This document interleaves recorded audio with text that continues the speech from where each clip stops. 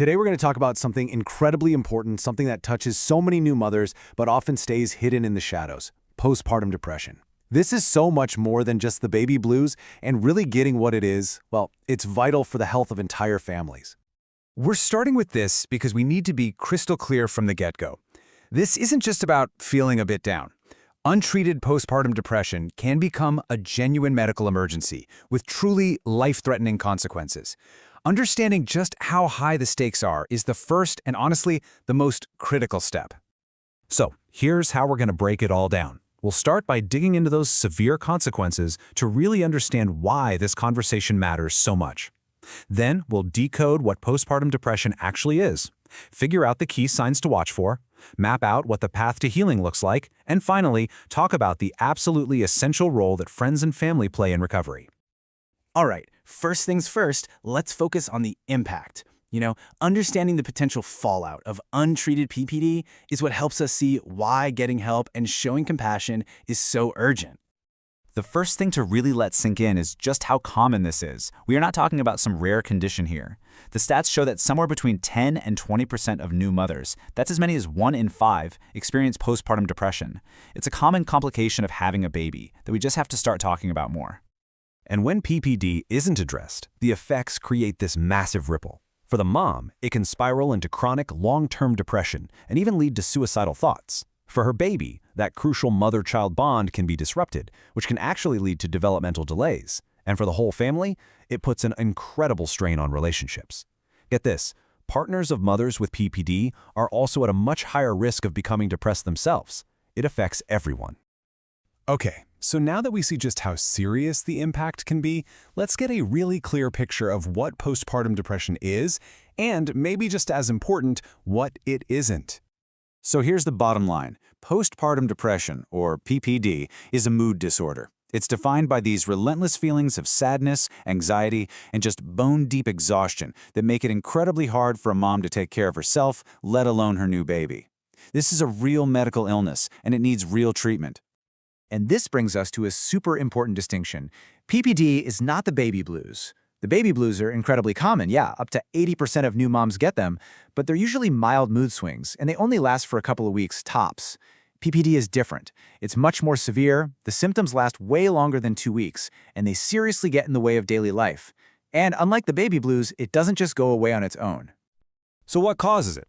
Well, there isn't just one single answer. It's more like a perfect storm of factors. Think about it. After birth, there's this massive, sudden drop in hormones. You're also dealing with the sheer physical exhaustion and pain of recovery. Add to that the psychological stress, the overwhelm, the anxiety, and maybe a lack of support or a personal history of depression. It's a lot, and it can all come together to trigger PPD. Knowing the causes is helpful, for sure, but being able to recognize the signs is what actually leads to taking action. So let's talk about the specific symptoms that everyone, the mother herself, her partner, her family, should really be aware of. Okay, these are the red flags. It's not just feeling a little sad. It's a deep, persistent sadness that doesn't let up. It's losing interest in everything you used to love. It's feeling intensely irritable, angry, or having panic attacks. It's a kind of fatigue that feels completely overwhelming.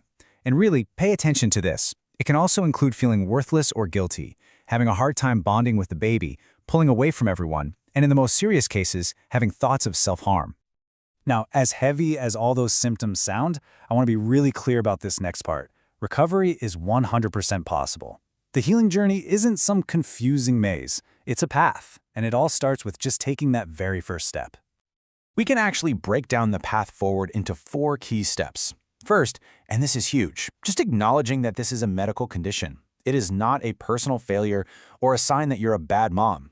Second, reaching out. Break the silence. Talk to someone you trust. Third, and this one is non-negotiable, seek professional help. Talk to a doctor.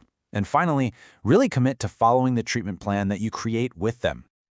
And there is so much effective help out there. Usually it's a mix of a few things. Psychotherapy, talk therapy, can give you amazing coping strategies. Medication, like antidepressants, can help correct the chemical imbalances. And yes, there are safe options you can take while breastfeeding. And never underestimate the power of support groups. Connecting with other moms who just get it can be a total game changer. Which brings us to our last section, the incredible power of a support system. For anyone watching this who knows a new mother, this part is for you. You have the power to make a world of difference. So, what can you actually do to help? First, just listen. Listen without judging or trying to fix her. Offer real practical help. Do a load of laundry, bring over a meal, hold the baby so she can just take a shower. Encourage her to rest. Help her make that first call to a doctor. And this is so important. Reassure her that she is a good mother, that this is an illness, not her fault, and that she will get better. Whatever you do, don't ever dismiss what she's feeling as just being tired or hormones. So, I want to leave you with this question to really think about.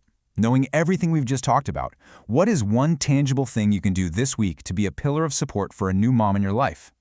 Your one small action could be the lifeline that someone desperately needs. And if you or someone you know is struggling right now, please don't wait. Help is out there.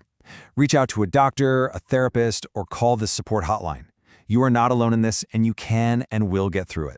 Health is the most precious gift. If this video helped you or someone you love, please like, subscribe, and share so more families can stay safe and healthy.